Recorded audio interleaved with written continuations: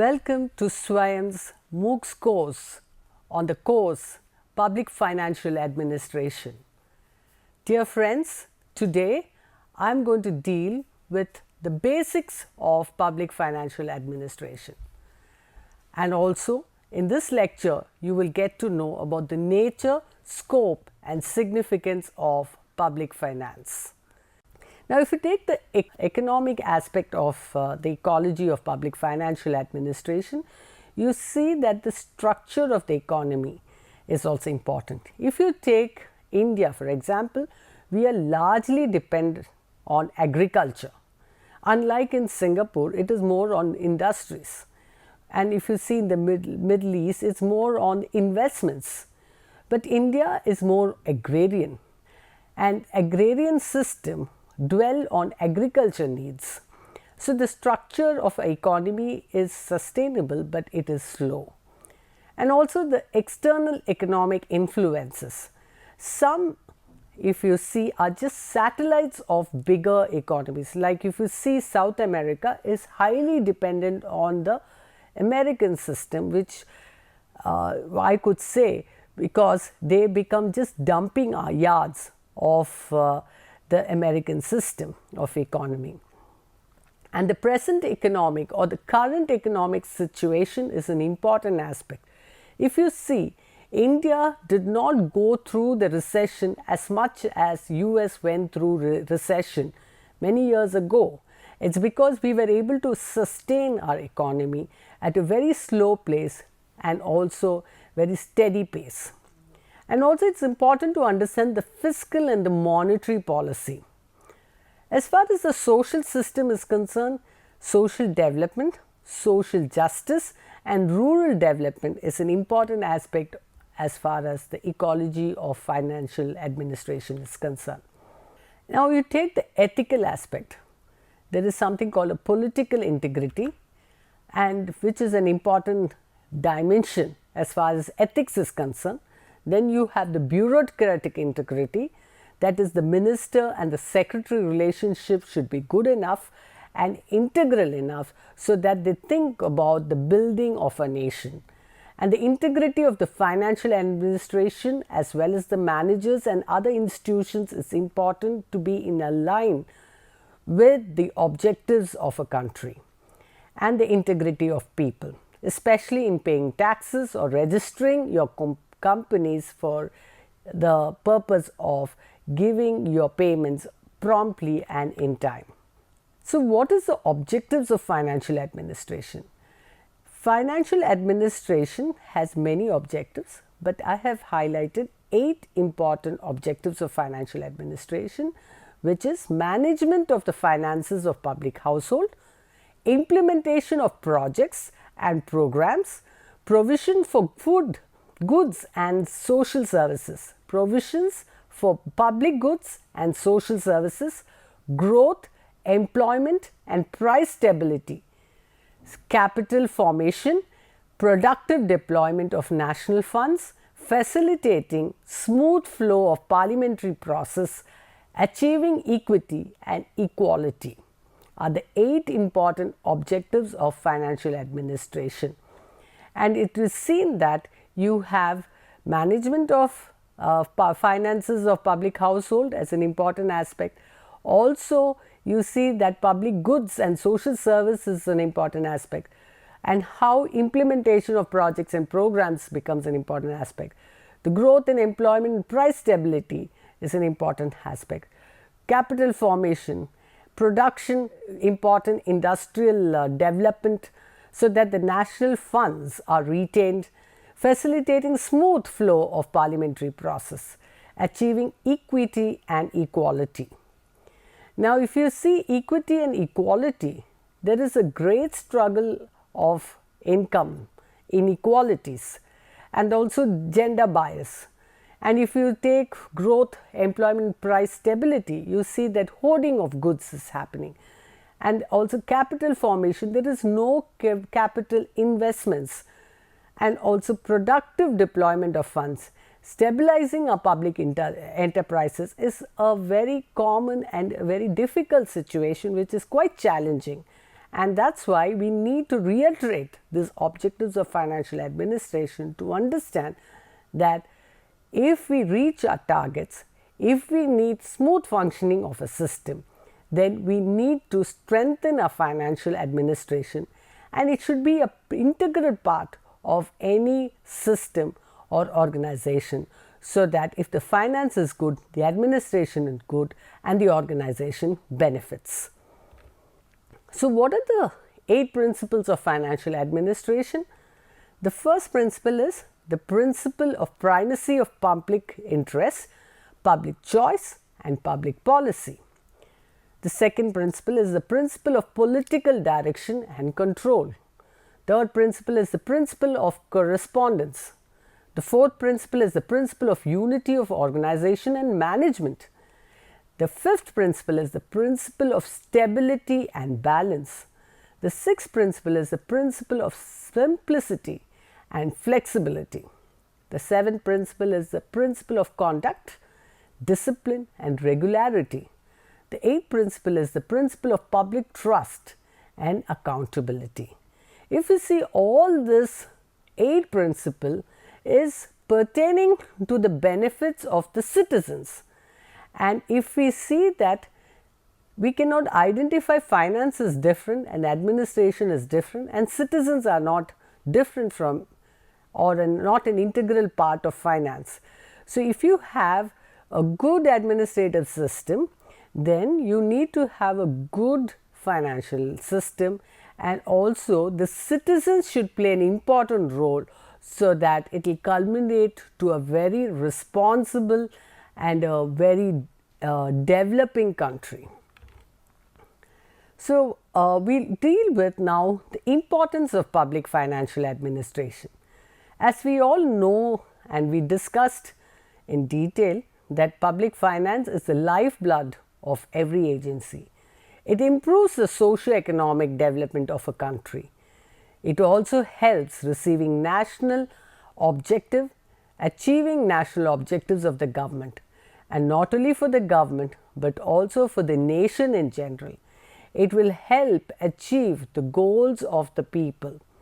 If the country achieves its goals, then naturally the citizens will be benefited. It ensures that public funds are managed well, so that wastage and abuses are avoided. It also helps in raising revenue from domestic and international level. It also helps in strengthening our Human Development Index. It also helps in the implementation of various governments, various development programs, and provide public services.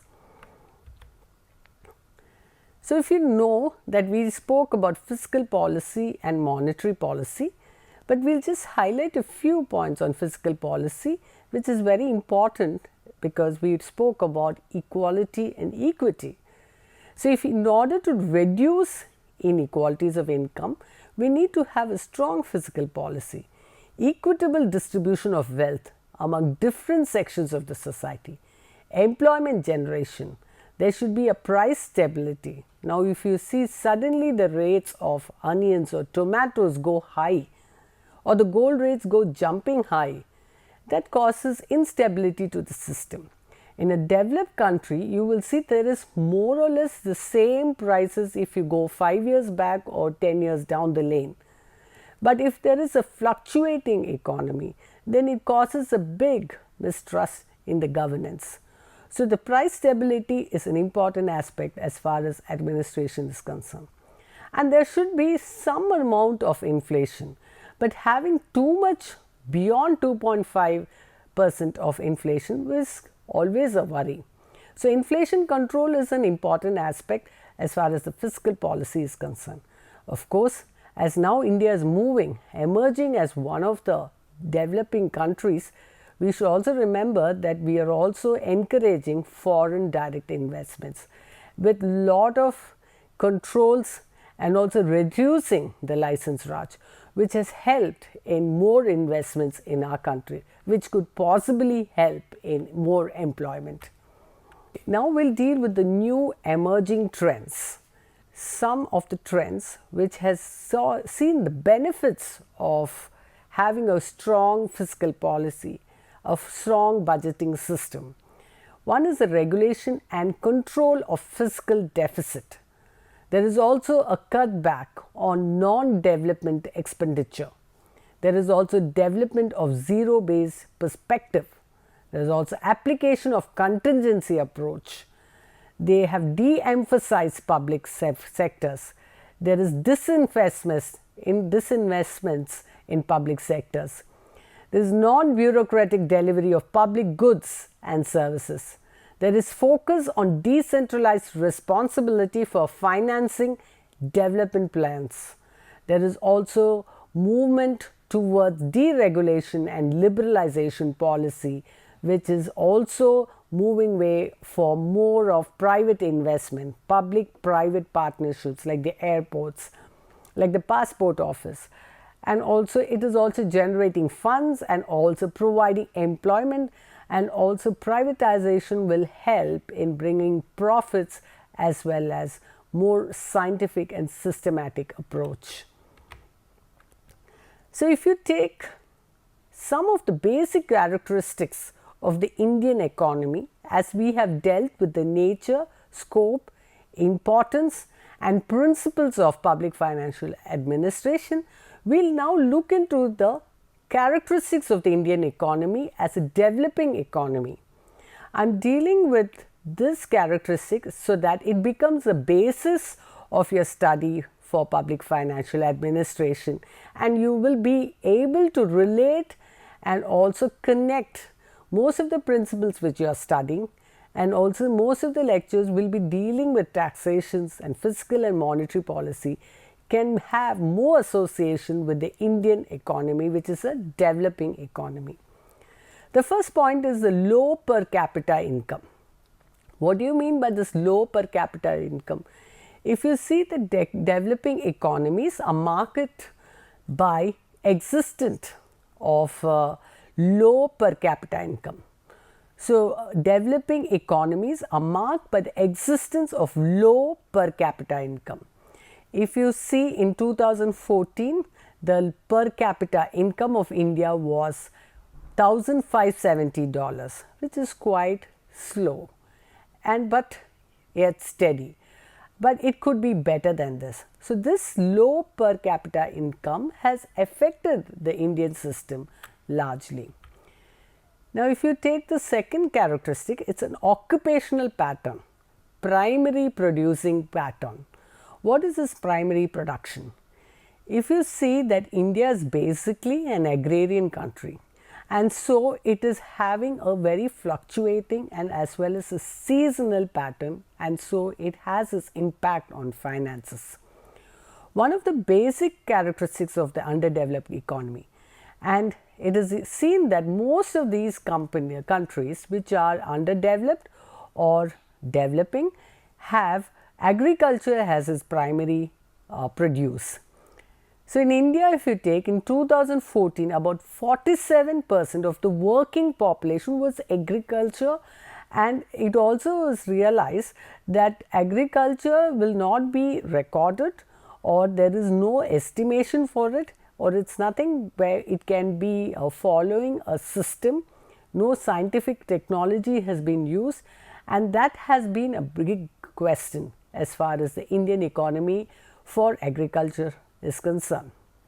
And so many scientific researches has been going through, so many recommendations are working on it, so that we can also sustain agriculture, but also have industrial policies which are strong.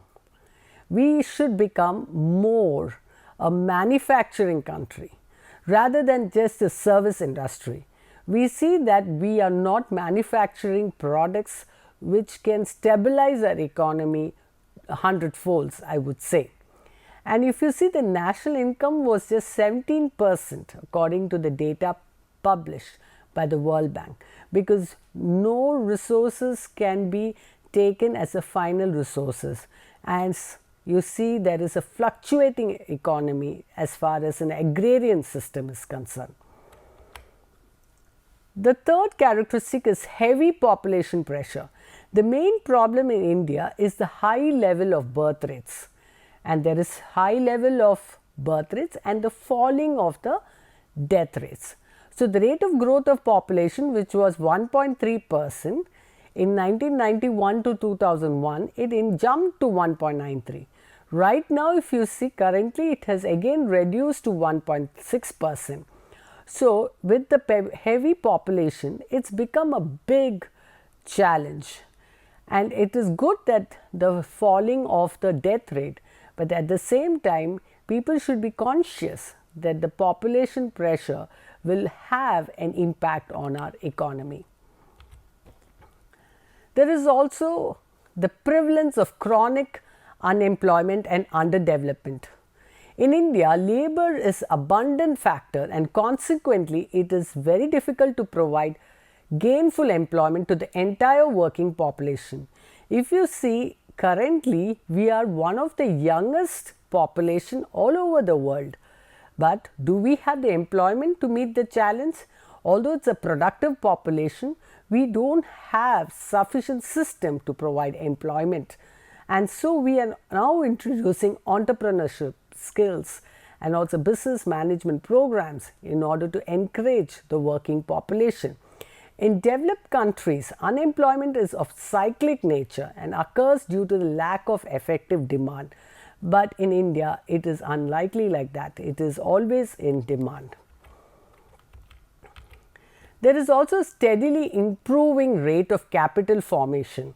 We saw one of the challenges and trends is the capital formation. During the 50s and 60s of the 20th century, basic characteristics of the Indian economy was the existence of capital deficiency, which is reflected in two ways. Firstly, the amount of capital per head available was low, and secondly, the rate of capital formation was also low. So, capital formation is a cause of concern. The second, one of the important characteristics is maldistribution of wealth or assets. According to the RBI survey of assets of rural and urban households for the period July 1991 to June 1992, brings out the existence of sharp inequalities in asset distribution, and there is complete inequality which is calling for redistribution of wealth. There is also a characteristic which is poor quality of human capital. A glaring feature of an underdeveloped economy is the poor quality of human capital. The quality can be emphasized with better literacy programs, quality education, and also skill development. There is also prevalence of low level of technology. It will definitely make you laugh to think that there is poor level of technology when there is so much of knowledge available. Although we have knowledge, we don't have the investments or the capital to encourage the level of technology so that it becomes challenging to other countries. In a developing economy like India, the most modern techniques exist side by side with the most primitive in the same industry. But there is no gainsaying that the fact that the majority of the productive units and a major part of the output is produced with the help of techniques which can be described as inferior, judged by modern specific standards. And it is important that we need to upgrade our technology. We need to invest so that we can get our returns very good. But a good example would be South Korea, which also got its independence more or less the same time when we got independence. And with its soft powers, it was able to turn the economy drastically and to a greater levels. So, with more quality and more skill, which is very important as far as India is concerned. There is low level of living of the average Indian. Failure to secure a balanced diet manifests in India in the low calorie intake and low level of consumption of protein. So, there is lot of malnutrition. In 1999, the average calorie intake of food is only 2496, that is 2496 calories, as compared to the 3400 calories per day in most of the developed countries. When you take the Tendulkar report, you realize that nearly 26% of the people are below poverty line, and malnutrition is at a rise. When people are given money to buy food, are investing on technology and also not being skilled with technology, but investing on pleasure or leisure is a cause of concern.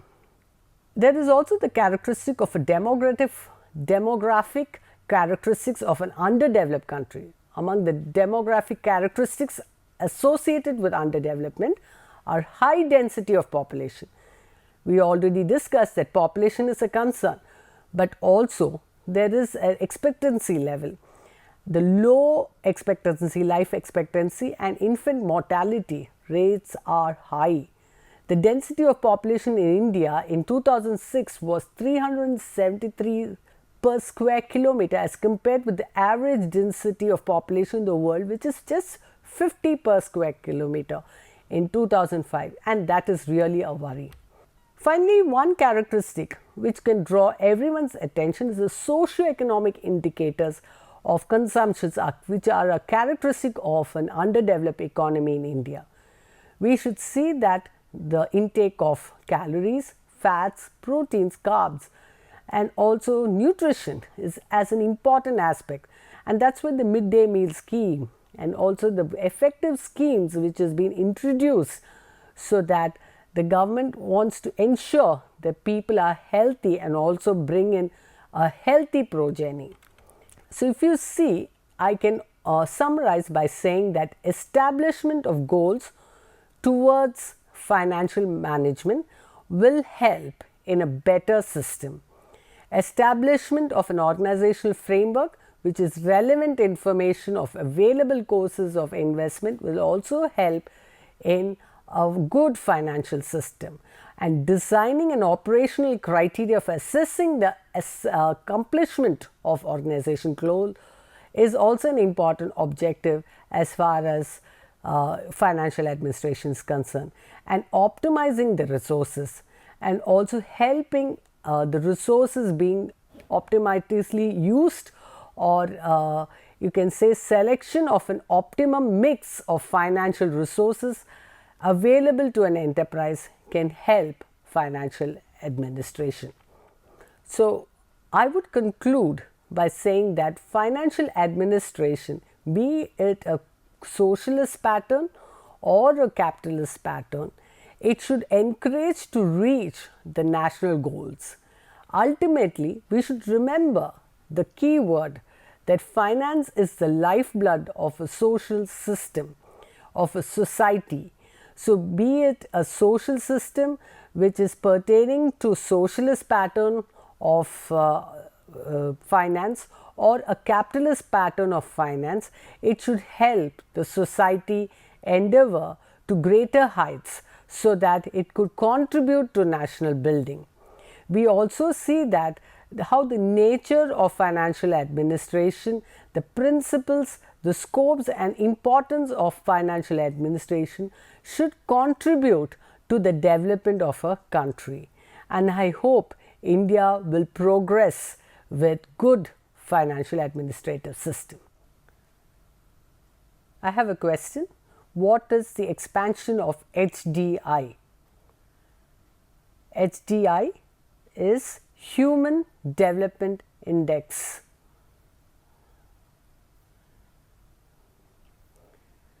Who wrote the Arthashastra? The answer is Kautilya or Chanakya. Thank you.